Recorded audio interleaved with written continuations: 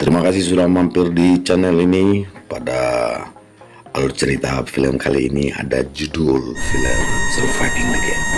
Diawali dengan adegan seorang tunawisma yang kehilangan anjing kesayangan dan juga kehilangan sahabat baiknya. Jack Mason yang diperankan oleh Ice-T yang berperan sebagai tunawisma ini juga sudah kehilangan keluarga. Hingga Jack Mason ingin mengakhiri hidupnya dengan menabrakkan diri ke kendaraan. Seorang aktivitas pekerja sosial berhasil menghalangi niat Mason tersebut.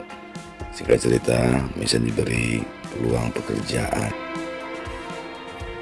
Berselang waktu, Mason akhirnya mencari alamat kartu nama yang diberikan Cole kepadanya.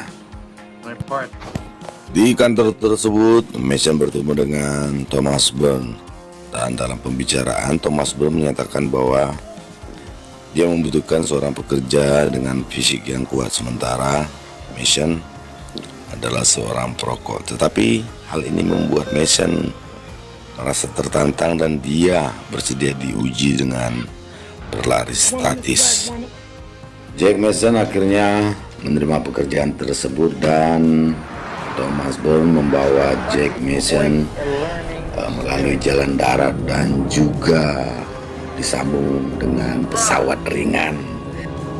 Sampailah mereka di lokasi yang dituju dan tak lama kemudian menyusul satu pesawat ringan lagi mendarat di sana dengan membawa beberapa penumpang. Kenalkan dengan para rombongan yang baru datang tadi, yaitu Griffin, Doc, Hawkins, Wolf Junior dan juga Wolf Senior serta Walter Cole yang juga ikut dalam rombongan tersebut. Dan sampailah waktu makan malam dan menjelang tidur, Thomas Burn menyatakan kepada Mason bahwa dia akan beritahu tugas apa yang akan dilakukannya besok pagi. Benar saja, keesokan paginya Jack Mason akhirnya tahu bahwa pekerjaannya adalah menjadi target buruan. Melihat situasi seperti ini, tentu saja Mason tidak punya pilihan lain selain berlari sejauh mungkin. Perburuan segera dimulai. Bingungnya kita bisa bayangkan bagaimana kita jadi target buruan di lokasi hutan yang sama sekali kita tidak kenal. Jack Mason berlari berusaha menipu pemburu tersebut dan dia kembali lagi ke camp. Mason memang kembali ke camp atau rumah papan mereka tersebut dan di sana Mason berusaha mencari apa yang bisa digunakannya untuk bertahan hidup. Baru menyatakan kepada teman-temannya bahwa Mason pasti akan balik lagi ke camp tempat mereka bermalam dan mereka pun juga menuju camp mereka. Tidak berselang lama, kawanan pemburu yang menggunakan kendaraan bermotor tersebut sampai juga ke dalam rumah camp mereka. Dia tahu bahwa Mason pasti ada di dalam ruangan tersebut. Sementara Mason sudah menyirami rumah camp tersebut dengan bahan bakar. Mason berhasil mengalahkan Hawkins. Mason melarikan diri ke hutan. Satu orang pemburu berhasil dilumpuhkan. Setelah Mason membakar camp tersebut, akhirnya Mason terjebak di suatu tempat. Dia tidak bisa lari jauh karena berada di ujung jurang.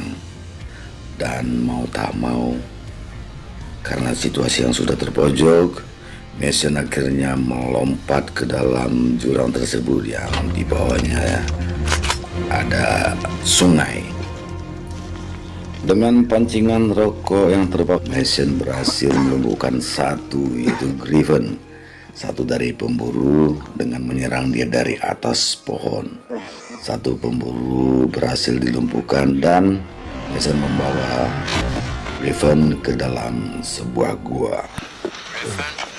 Dalam gua tersebut, Mason mengikat Griffin dan mereka memulai satu percakapan.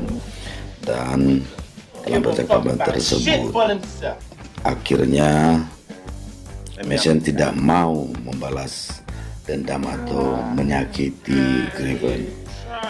Dia hanya mengajak ngobrol, bercerita tentang masa lalu, menceritakan apa yang dialami, dan tentunya ini membuat Griffin heran. Keberadaan Jack Mason yang membawa John Griffin sudah diketahui tempatnya oleh Thomas Byrne, tetapi sepertinya ini sengaja karena mereka atau Thomas Byrne tidak mengajak rekan-rekannya untuk menyerang tempat Mason membawa Griffin, karena mungkin mereka memang menikmati perburuan ini ya. Jadi dia mungkin menunggu pagi, karena dari kejauhan di atas bukit ada cahaya, dan tentu saja tidak lain tidak bukan pasti Jack Mason yang membawa John Griffin di sana. Karena daerah tersebut tidak ada atau memang tidak berpenghuni. Tibalah pagi hari, kelompok pemburu itu langsung saja menuju gua di tempat Jack Mason menawan Griffin. Di sana tidak terlihat Mason, tapi Griffin tetap hidup dan tidak ada disakiti oleh Mason. Dalam pembicaraan mereka selama di gua antara Jack Mason dan John Griffin, ini membuat John Griffin sadar bahwa apa yang dilakukannya itu selama ini adalah suatu kesalahan besar. Byrne tidak terima dengan keputusan Griffin untuk mengundurkan diri di misi mereka. Kemudian, tanpa diduga, hal ini membuat Griffin ingin mengundurkan diri dari proses pemburuan Mason. Dengan hal ini, Cole menembak Griffin,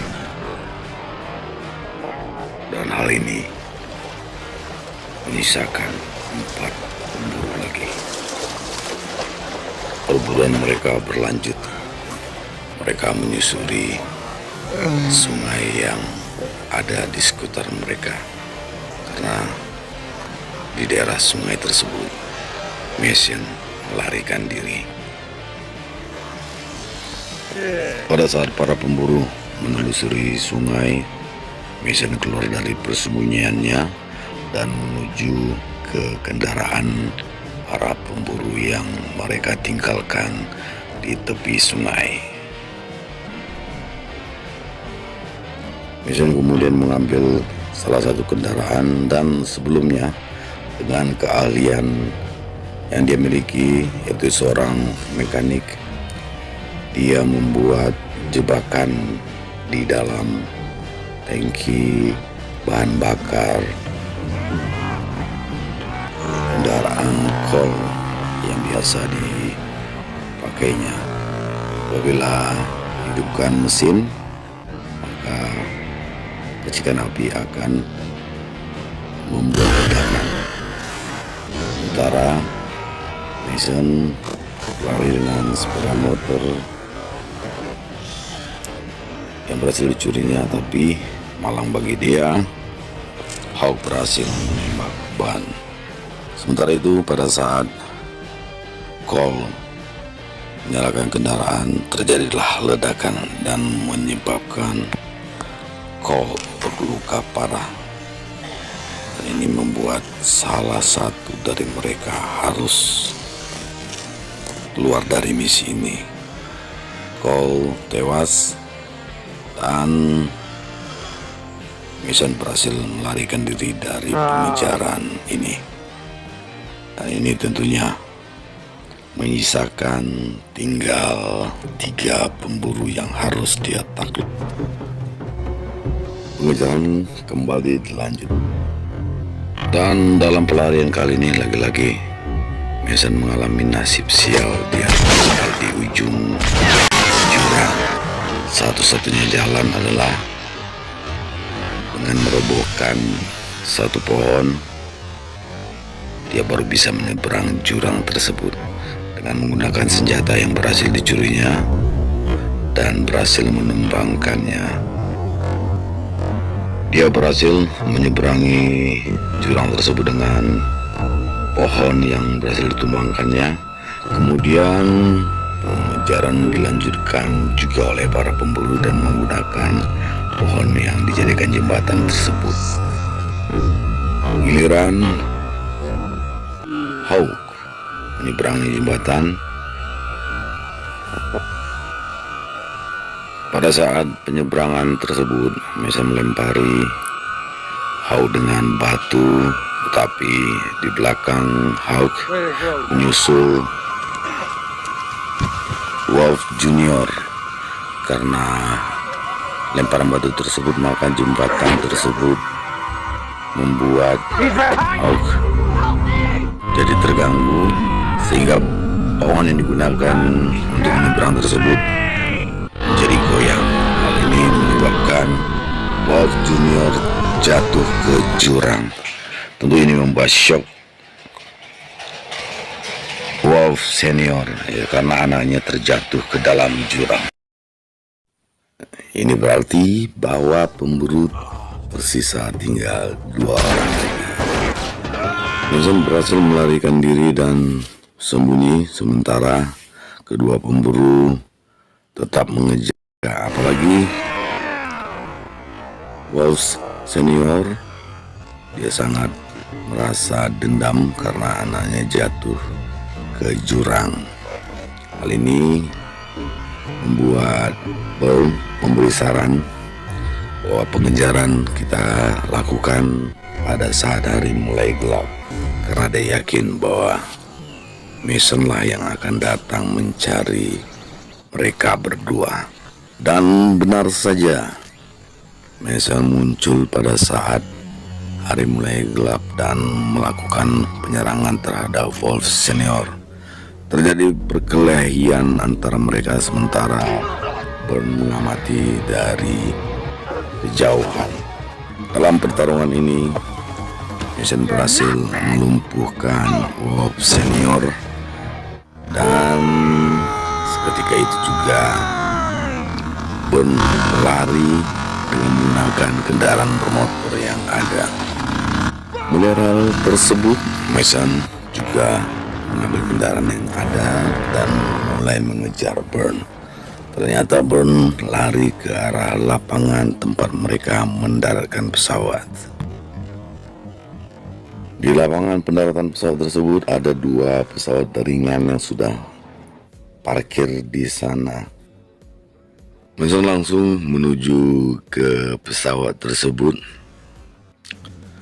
Dia baru sadar bahwa salah satu pesawat yang ada di situ digunakan oleh Burn sebagai bahan peledak. Dengan menembaki pesawat tersebut, berhasil meledakkan pesawat, dan tentu dia sangat berbahaya sekali berada di daerah ledakan tadi. Burn berhasil lolos dengan menggunakan pesawat yang satunya.